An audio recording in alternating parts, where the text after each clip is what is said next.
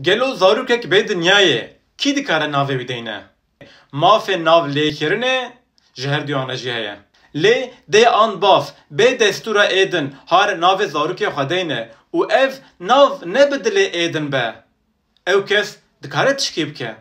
Ger dê û bav li ser danîna navê zarokê li hev nekin, dê an bav dikarin destwerdana dadger bixwazin. Yani bav an dê çû bê destûr navê zarokê xwe danî û ev nav ne bi dilê êdin be. Dê an bav dikare doz veke û navê zarokê bide guhertin. Ew ê dadger çi biryar bide?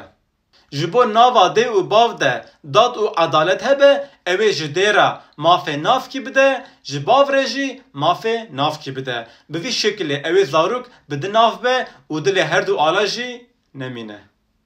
Gelo hevjîna we yanê jin an mêrê we bê destûra we navê zarokê we deyne û ev nav ne bi dilê we be.